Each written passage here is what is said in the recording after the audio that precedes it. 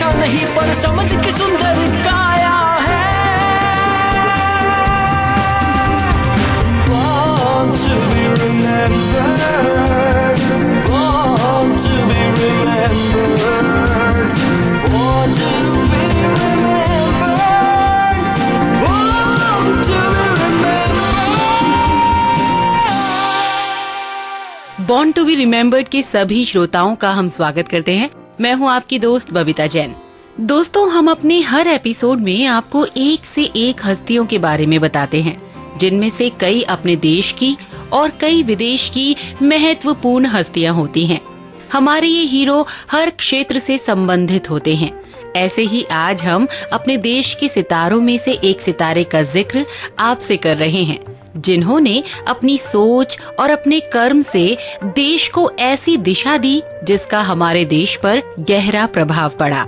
जी हाँ, आज हम स्मरण कर रहे हैं अपने देश के तीसरे राष्ट्रपति स्वर्गीय डॉक्टर जाकिर हुसैन का, जिनकी आज जयंती है।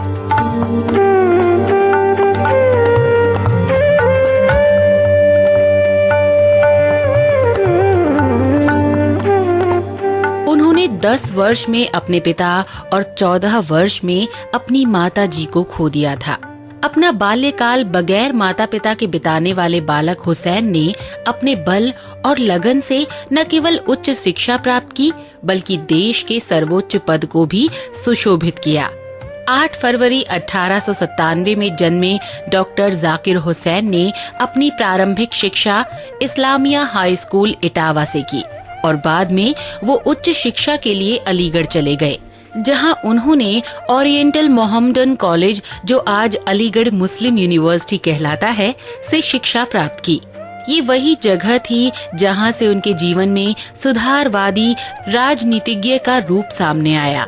एक राजनीतिज्ञ के अलावा वो शिक्षा के प्रति भी समर्पित थे और उनके प्रयासों से एक शिक्षण संस्थान का जन्म भी हुआ, जिसकी स्थापना 29 अक्टूबर 1920 में नेशनल मुस्लिम यूनिवर्सिटी के रूप में हुई। 10 साल बाद ये जामिया नगर में अंतरित हुई और आज ये एक प्रतिष्ठित जामिया मिलिया इस्लामिया के नाम से जानी जाती है। ये वो समय था जब देश में आजादी का आंदोलन चल रहा था और वो शिक्षा को आजादी प्राप्त करने का सबसे बड़ा हथियार समझते थे।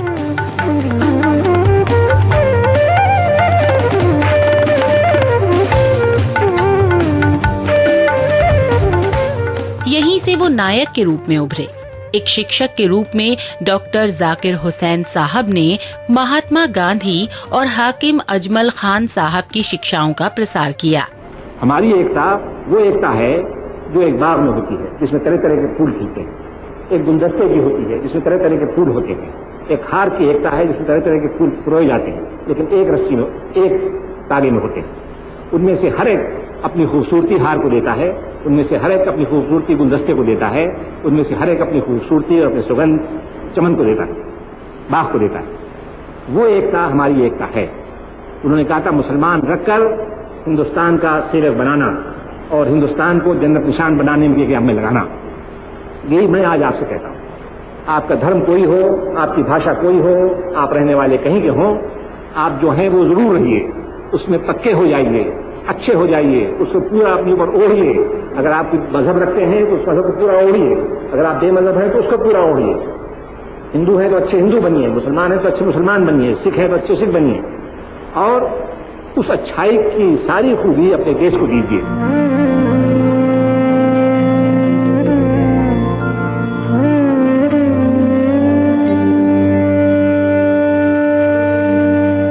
डॉक्टर जाकिर हुसैन साहब अलीगढ़ मुस्लिम यूनिवर्सिटी के वाइस चांसलर चुने गए और यहाँ उन्होंने कई शिक्षकों का ग्रुप बनाया जो अविभाजित भारत का समर्थन करता था।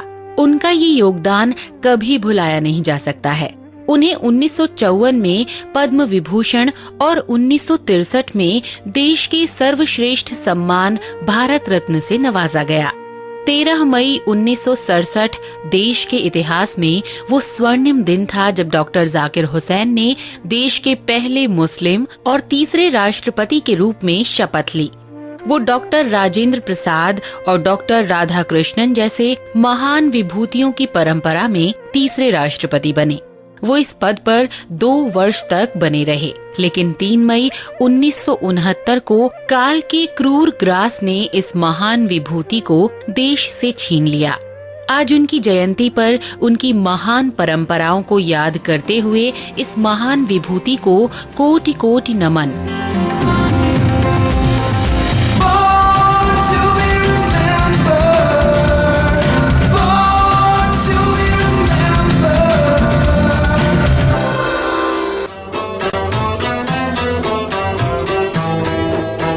ये दौलत भी ले लो, ये शोहरत भी ले लो, भले छीन लो मुझसे मेरी जवानी, मगर मुझको लौटा दो बचपन का सावन, वो कागज की कश्ती, वो बारिश का पानी। श्रोताओं, अगर कोई व्यक्ति अपनी लुभावनी आवाज और भावों की गहराइयों के अंदाज से आप सभी के मन को जीत ले तो उस व्यक्ति के गले में जरूर ही कोई दिव्य शक्ति मौजूद होगी। अगर हम हिंदुस्तान में गजल की बात करें तो सबसे पहले ये शख्स हमारे जहन में आते हैं। हम बात कर रहे हैं विश्व विख्यात गजल गायक जगजीत सिंह की, जिनकी आज जयंती है। जगजीत सिंह की गजलें और नज़में होठों पर कुछ इस तरह बैठ जाती हैं कि हम खुद को उन्हें गुनगुनाने से रोक नहीं पाते। जगजीत, जिनके नाम का मतलब ही जगत को जीत लेने वाला है, सच में अपनी मधुर आवाज से पीढ़ी दर पीढ़ी के श्रोताओं को कायल बना दिया। जगजीत सिंह जी का जन्म 8 फरवरी 1941 को राजस्थान के गंगानगर शहर में हुआ था। कुरुक्षेत्र विश्वविद्यालय से कला में स्नातकोत्तर कर रहे जगजीत सिंह के पिताजी चाहते थे कि वो IAS की परीक्षा दे, लेकिन जगजीत सिंह का ध्यान केवल गायन में केंद्रित था। वो बचपन में गुरुद्वारे में भजन गाया करते थे। संगीत का प्रशिक्षण उन्होंने पंडित छगनलाल शर्मा और उस्ताद जमाल खान से लिया। प्रशिक्षण के दौरान उन्होंने ख्याल, ठुमरी और ध्रुपद में महारत हासिल की। गायन में उनका हुनर और रुचि देखकर उनके पिता ने खुशी से उन्हें इस क्षेत्र में बढ़ने के लिए प्रोत्साहित किया। मेरे हिसाब से जो है, अकॉर्डिंग टू मी, गजल जो है वो एक फॉर्म ऑफ पोइट्री है उर्दू में, जिसके कुछ डिसिप्लिन रखने पड़ते हैं। जैसे एक मीटर रहता है गजल में, वो मीटर हर शेर में होना चाहिए। उसके बाद रदीफ रहता है, काफिया रहता है, राइमिंग जिसको बोलते हैं, वो होना चाहिए। फिर मक्ता होता है, मतला होता है। और गजल में एक बात और है कि हर शेर जो है वो एक इंडिपेंडेंट थॉट लेके चलता है। मेरी कोशिश यही रही है कि जो वर्ड्स हैं वो उभर के आए, उनमें जो इमोशंस हैं वो जिसको जबान नहीं भी समझ आती वो भी समझ जाए कि क्या कहना चाहता है। तीसरा, उसकी जो डेकोरेशन है पोइट्री की या म्यूजिकली ट्रीटमेंट जो उसका है, मेरी कोशिश रही है कि मॉडर्न इंस्ट्रूमेंट यूज करें, मॉडर्न ट्रीटमेंट यूज करें। जो आजकल साइंस ने जो तरक्की की है, नए नए इंस्ट्रूमेंट निकाले हैं, नई नई मशीनें निकाली हैं, नए मिक्सर निकाले हैं, नए इफेक्ट निकाले हैं, उनका इस्तेमाल किया जाए। 1965 में जगजीत जी संगीत की दुनिया में अपना भाग्य आजमाने के लिए मुंबई आ गए। हर कलाकार की तरह उन्हें शुरू में संघर्षों का सामना करना पड़ा। उन्होंने यहाँ गायन की शुरुआत शादियों और विज्ञापन के जिंगल्स गाके की। ये 1970 का वो दशक था जब गजल की दुनिया उसके बेताज बादशाहों जैसे नूरजहां, मल्लिका पुखराज, बेगम अख्तर और मेहंदी हसन से सराबोर थी। इसी दौरान जगजीत सिंह ने अपनी पहली एल्बम द अनफॉरगेटेबल्स प्रदर्शित करने का जोखिम उठाया, मगर जगजीत जी की ताजा और दिलकश आवाज ने श्रोताओं का दिल जीत लिया। इस एल्बम की हजारों कॉपियां बिकी और जगजीत जी की पहली एल्बम से उनके प्रशंसकों की लड़ी लग गई। जब हमने शुरू किया था उस वक्त थोड़ी सी ट्रेडिशनल स्टाइल जिसको कहना चाहिए गायकी थी, मोर क्लोज टू ठुमरी या क्लासिकल स्टाइल। बेगम अख्तर थी, तलत महमूद तो फिल्मी स्टाइल में गजल गाते थे, सैगल भी फिल्मी स्टाइल में। बाकी जो नॉन फिल्म सिंगर्स थे जैसे बेगम अख्तर वगैरह, उनकी अपना स्टाइल था, जैसे फरीदा खानम और बेगम अख्तर। फिर मेहंदी हसन साहब आए सीन पे, उन्होंने पूरे डिसिप्लिन्ड सिंगिंग शुरू की, कुछ नॉनसेंस नहीं सिंगिंग में, पूरी डिसिप्लिन्ड सिंगिंग थी। और पोइट्री का उनका जो सिलेक्शन वो भी बड़ा अच्छा था और रेंडरिंग बड़ी अच्छी थी। तो उन्होंने एक ऐसा मकाम बनाया अपना जो कि बड़ा मुश्किल है वहाँ तक पहुँचना। और उसके बाद फिर हमने सबकी जो अच्छाइयाँ थी वो चुन चुन के सिलेक्ट की हैं, उनको कोशिश की है अडॉप्ट करने का, क्योंकि मुझे मालूम था कि जो मैं काम कर रहा हूँ वो गलत नहीं कर रहा हूँ, क्योंकि सोच समझ के मैंने ये गजल को चुना था। इसी दौरान वो चित्रा नाम की गायिका से मिले, जिनके साथ वो 2 साल बाद विवाह के बंधन में बंध गए। साथ में मिलकर उन्होंने कई रूहानी और मधुर गजलें गाईं। 1990 में जगजीत और चित्रा सिंह की जिंदगी में एक ऐसी दुर्भाग्यपूर्ण घटना घटी जिसने इस जोड़ी की खुशहाल जिंदगी को झकझोर कर रख दिया और चित्रा जी ने संगीत की दुनिया से हमेशा हमेशा के लिए विदा ले ली। बियॉन्ड टाइम एल्बम पर काम करने के दौरान 28 जुलाई के दिन उनके बेटे विवेक की एक दुर्घटना में आकस्मिक मृत्यु हो गई। समवन समवेयर एल्बम उन्होंने अपने स्वर्गीय बेटे को समर्पित की और ये चित्रा जी की गाई हुई आखिरी एल्बम थी। हर गुजरते दिन के साथ जगजीत सिंह जी की लोकप्रियता दर्शकों के बीच बढ़ती गई और वो दिन दूर नहीं था जब उन्हें द गजल किंग की उपाधि मिली। जैसा कि आप सभी जानते हैं कि जगजीत सिंह जी ने बॉलीवुड में भी कई गाने गाए जो दर्शकों द्वारा बहुत सराहे गए। फिर चाहे वो फिल्म साथ साथ का तुमको देखा तो ये ख्याल आया हो, उनकी सम्मोहक आवाज ने इन गानों को हमेशा के लिए अमर बना दिया। जगजीत जी ने 10 अक्टूबर 2011 को मुंबई में अपनी आखिरी सांसें भरी। ब्रेन हेमरेज से हुई उनकी आकस्मिक मौत ने उनके प्रशंसकों को हिला कर रख दिया। चलिए आज उन्हीं की गाई हुई एक गजल सुनकर हम जगजीत सिंह जी को उनकी जयंती पर विनम्र श्रद्धांजलि अर्पित करते हैं। होठों से छू लो तुम, मेरा गीत अमर कर दो। होठों से छू लो तुम, मेरा गीत अमर कर दो। बन जाओ मीत मेरे, मेरी प्रीत अमर कर दो। होठों से छू लो तुम, मेरा गीत अमर कर दो।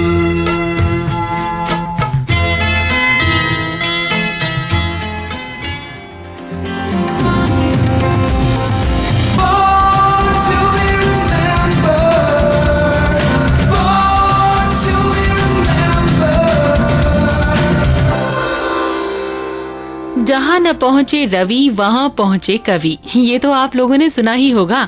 इसका सीधा मतलब है कि व्यक्ति की कल्पना शक्ति इतनी ज्यादा है कि वो वास्तविक संसार से अपनी कल्पनाओं के सहारे काफी आगे जा सकता है। श्रोताओं, यही तो कल्पना का कमाल है। जब किसी चीज की कल्पना की जाती है तो मानव उस चीज को पाने के लिए प्रयास करता है और कभी कभी उसे सफलता भी मिल जाती है। आज दुनिया में जो प्रगति हुई है ये पिछली 2-3 सदियों में वैज्ञानिकों के प्रयासों से ही हुई है। आज हम इसी संदर्भ में बात कर रहे हैं एक ऐसे लेखक की जिसने अपने जीवन काल में विज्ञान की काल्पनिक कहानियां और पुस्तकें लिखकर अपने पाठकों को रोमांचित किया। जी हाँ, आज हम बात कर रहे हैं जूल्स वर्न की, जिनका जन्म फ्रांस में 8 फरवरी 1828 को हुआ था। प्रारंभिक शिक्षा प्राप्त करने के बाद वो अपनी पिता की इच्छा के अनुरूप कानून का अध्ययन करने फ्रांस चले गए। पेरिस में रहते हुए उन्हें थिएटर के प्रति आकर्षण पैदा हो गया और वो नाटक और ड्रामा लिखने लगे। वो पूर्णतया लेखन में व्यस्त हो गए। उन्होंने नाटक मंडली का गठन कर नाटक खेले, लेकिन इससे उन्हें इतनी आय नहीं हुई कि उनका जीवन यापन हो सके। इसके लिए उन्होंने स्टॉक ब्रोकर का काम किया, जिससे उनके जीवन में आर्थिक स्थिरता आ गई। इसी दौरान 1857 में उनकी पुस्तक ला सलोन डे प्रकाशित हुई। हालांकि उनकी प्रारंभिक पुस्तकों में प्रकाशकों ने रुचि नहीं दिखाई, लेकिन 1863 में प्रकाशित उनकी पुस्तक 5 वीक्स इन अ बलून ने पूरा दृश्य ही बदल दिया। इस पुस्तक को काफी प्रशंसा मिली।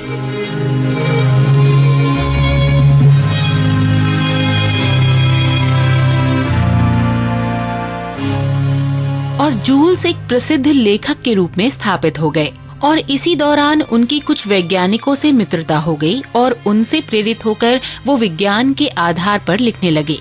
जूल्स वर्न और उनकी पत्नी सैर सपाटे के बहुत शौकीन थे और इसी शौक के चलते उन्होंने एक समुद्री जहाज खरीदकर देश विदेश की काफी यात्राएं की।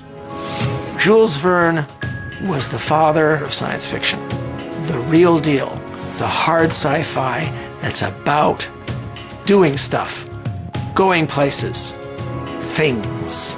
He had ideas that really weren't realized until the 20th and 21st centuries, and he was able to use the language of the day and the technology of the day to simulate those achievements. It's really incredible. Verne was enmeshed in the technology of his own time. He took ideas that had never been realized and he put them together in exotic places.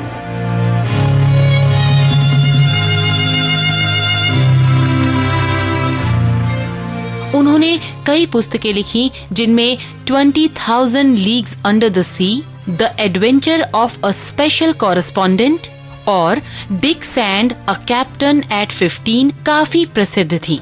When you read Jules Verne From the Earth to the Moon, it's downright spooky. It's eerie. To within 10% accuracy, he got it right. He got the size of the capsule correct. He said it would take 3 days to go to the moon. I mean, how did he do that?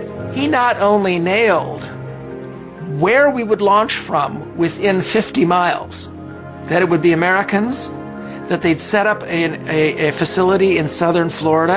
He had the reasons right, the orbital reasons right. He had them splash down in the ocean, recovered at sea. कुल मिलाकर उन्होंने 70 के करीब पुस्तकें लिखी, जिनमें सैकड़ों चरित्र और हजारों काल्पनिक खोजें थी, जो तब तक अस्तित्व में नहीं आई थी। इन्हीं कारणों से उन्हें फादर ऑफ साइंस फिक्शन भी कहा जाता था। वो अगाथा क्रिस्टी के बाद दूसरे लेखक थे जिनकी पुस्तकों का विदेशी भाषाओं में सबसे ज्यादा अनुवाद हुआ। आज उनकी जयंती पर इस रोचक लेखक को नमन।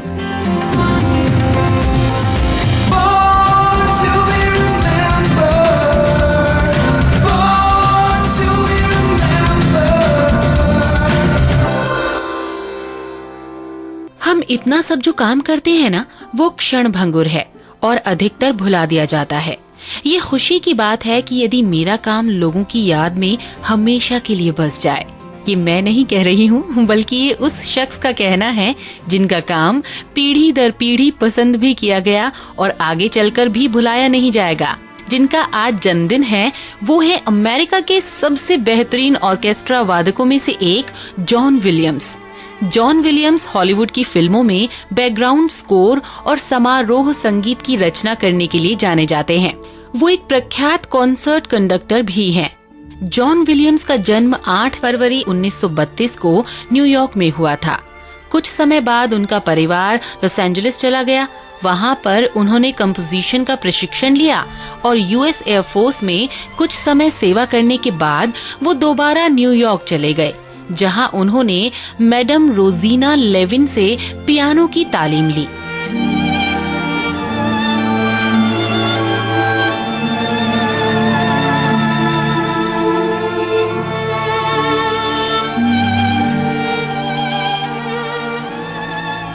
एक जैज पियानिस्ट के रूप में जॉन न्यूयॉर्क के क्लबों में काम किया करते थे। कुछ समय बाद हॉलीवुड में अपनी किस्मत आजमाने वो दोबारा लॉस एंजलिस आ गए, जहां उन्होंने कई टीवी सीरियल्स के लिए संगीत की रचना की, जिसके लिए 60 के दशक में उन्होंने 2 एमी पुरस्कार भी जीते।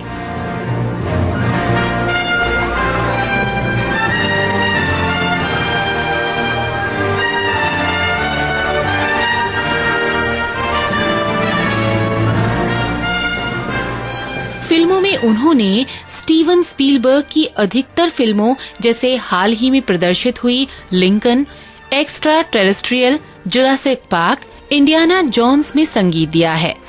And the Oscar goes to John Williams for Schindler's List. I want to thank for his friendship and support Ken Weinberg and for their great artistry, Itzhak Perlman and the Boston Symphony Orchestra, and for a man who always makes work fun and is a seeming unending source of inspiration, Steven Spielberg. Thank you.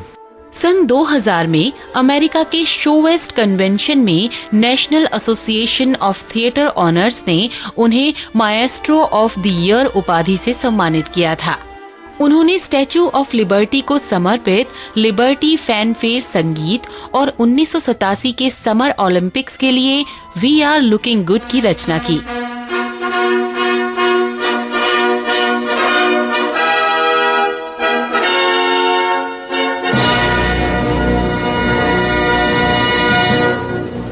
John Williams को America के 14 विश्वविद्यालयों से संगीत में सम्मानार्थ उपाधि हासिल है। John के नाम अनगिनत इनाम लिखे हैं, जिनमें से मुख्य हैं 5 अकेडमी अवार्ड्स, 3 एमी अवार्ड और 4 गोल्डन ग्लोब पुरस्कार।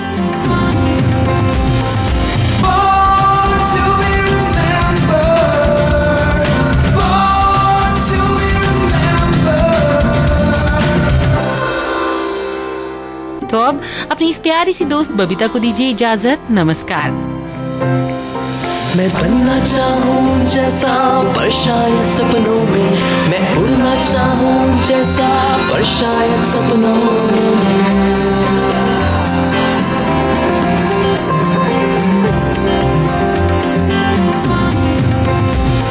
सपनों की है उड़ान, कांटे बन गए फूल समान, रोक न पाए वो मुझको मुट्ठी में मेरी आसमान।